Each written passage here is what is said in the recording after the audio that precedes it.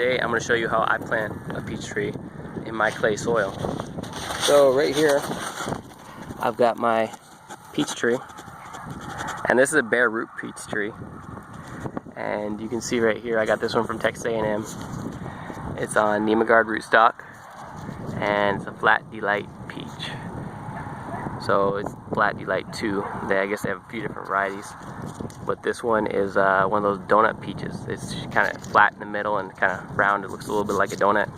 And the Nemagard rootstock, that's pretty good for, it's good in sandy soils. It protects against nematodes. But I've also discovered it works pretty good in the clay soil too.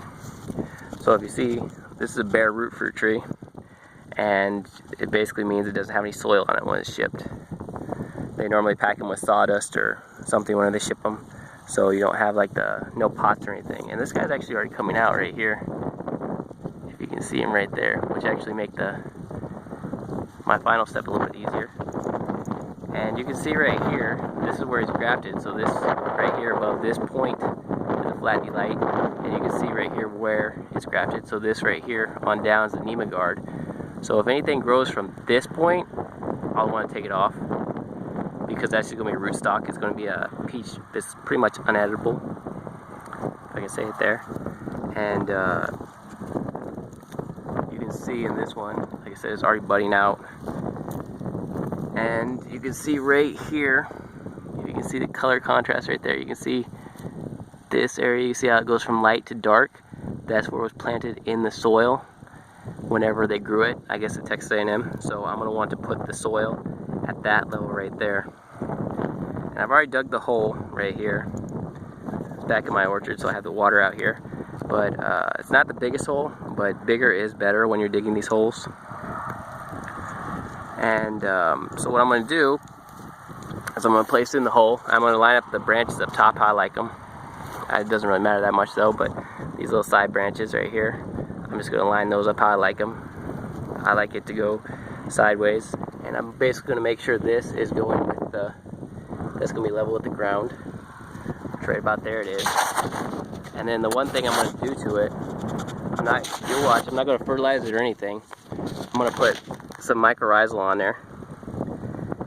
And this is a beneficial fungus that helps the roots out. And you'll see, with these bare roots especially, I'm not going to put any fertilizer on anything. I'm just going to do the mycorrhizal to help nutrient uptake. And I typically don't use a lot of fertilizer in general anyway. So that's the only thing I'll add to the tree. You watch, and then I'll just backfill it just with straight clay dirt. Just straight clay right there. Which this one, I've been using it. There we go. We got back in focus there. I've been using this back here in the orchard, so you can see a lot of times it crumbles up, it gets balled up like that. But this one's a lot softer because I've been using it. I've been protecting it, keeping it covered, so it crumbles a lot easier. So it's actually a really good clay dirt for me. It's a lot better than the rest of my yard, where it's all sticky and all groups together. But let me go put the dirt on this real quick. I'll come back. Okay, so now I've got it in the hole where it'll be held by itself right there. So now what I'm going to do is I'm going to put this mycorrhizal on there. And this, you can use any mycorrhizal, like I said. You don't have to go with just this one. And I'm just basically going to shake it on there. It's supposed to come in contact with the roots, but I think as long as it's in the area, it doesn't really matter. It'll come in contact with it. And right there, that's all I'm going to do to it. And then I'm just going to keep just taking the dirt and just filling it in. And you can see right there where I've got my water. It's like right there where it changes the soil. It changes color right there, and that's just about right there. So I'll be right on track. Let me finish putting the dirt in real quick. Okay, so now I got the dirt on there, and you can see I pretty much broke up every fine little clump I had here. So it's nice. It's smooth.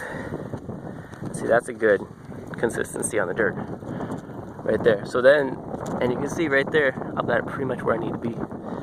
So then the next step, I'm just going to come around here, I'm just going to stomp the dirt down. Not too hard, just make sure, basically what I'm doing is I'm getting all the dirt, I'm getting all the air out of there.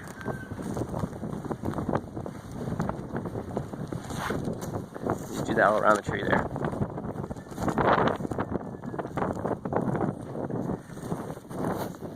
Okay, Now you can see I'm slightly below, which is fine. I've got a little bit extra dirt right here. And basically, yeah, I just got all the air out of there. And even though I spent a lot of time breaking the dirt up, it's still a lot lighter than it was. It's a lot easier to dig this dirt than it was.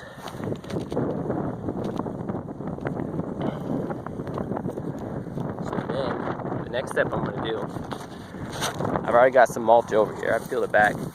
And what I'm going to do is I'm just going to put this mulch, just move it back in here. And mulch is always good. It keeps the soil a lot cooler during the summertime. It helps hold the water in. And it's also going to help the mycorrhizal activity, which gives it more of a natural feeding state. And just get all that on there. And probably wouldn't hurt if I put some more on here, which I'll probably do that a little bit later. And then, if you can see here, as I said earlier, you see these little buds are coming out. If you watch my channel, you know I'm pretty much about the rootstock. You gotta have a good base on your rootstock. So what I like to do here, I like to get my pruners out here, and you see the tree here. I like to pretty much figure out where the knee level is, which is right about in here. So just above this branch right here. So what I'm going to do now is I'm going to come over here, get a 90-degree angle, and I'm just going to take that top off. So you can see I cut off that right there. And then I'm going to come here, I'm going to cut it back to an outward growing bud, which is this one right here. I'll go with this one right here. So I'm going to cut it right there. And I'm probably going to cut it lower because that wasn't a smooth cut. So I'm going to go to that bud right there. Apparently I need some real clippers here.